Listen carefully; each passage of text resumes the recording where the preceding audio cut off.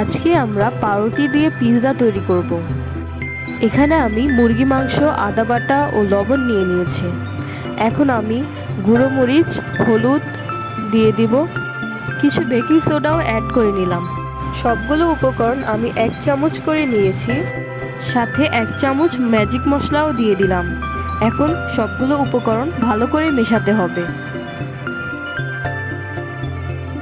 লেবুর রস ও chilli flakes মিশিয়ে নিলাম।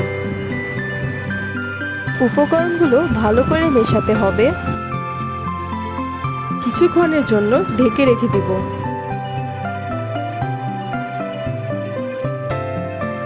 কিছুক্ষণ হয়ে গেছে, এখন আমি মাংসগুলো ভেজে নেব।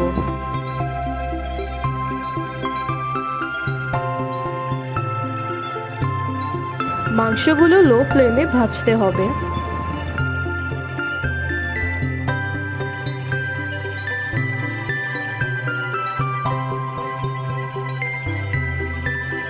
মাংসগুলো এখন তৈরি হয়ে গেছে, এখন আমি এগুলো তুলে নিব। একটি পাত্রে পনিরগুলো গ্রাইন্ড করে নিতে হবে।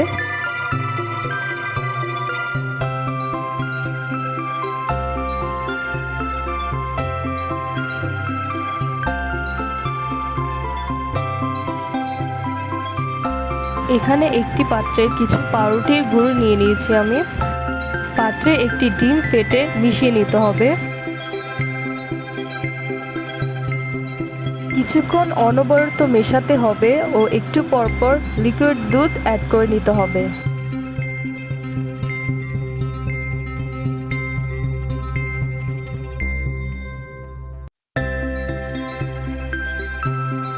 পিৎজাটা ফোলানোর জন্য কিছু বেকিং সোডা অ্যাড করে নিলাম।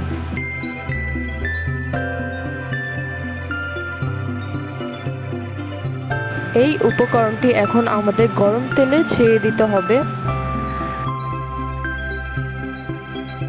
এটাকে একটি পিৎজার মতো শেপ দিতে হবে।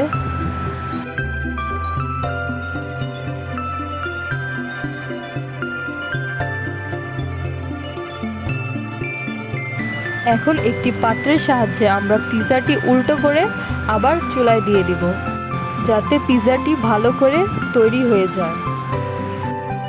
কিছু সস উপরে ব্রাশ করে নিতে হবে।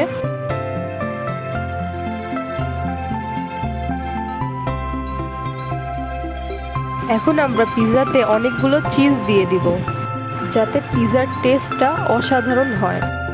কিছু পেঁয়াজ উপরে দিয়ে ডেকোরেট করে নিব। এখন ভেজে রাখা মাংসগুলো উপরে ডেকোরেট করে দিয়ে দিব।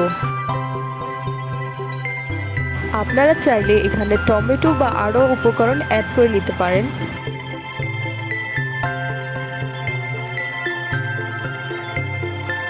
এখন কিছু চিলি ফ্লেক্স দিয়ে দিব।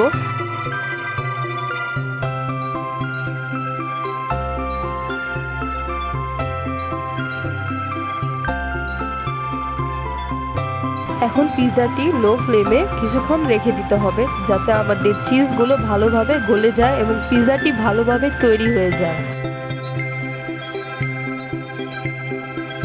তো আমাদের পিৎজাটি ভালোভাবে তৈরি হয়ে গেছে।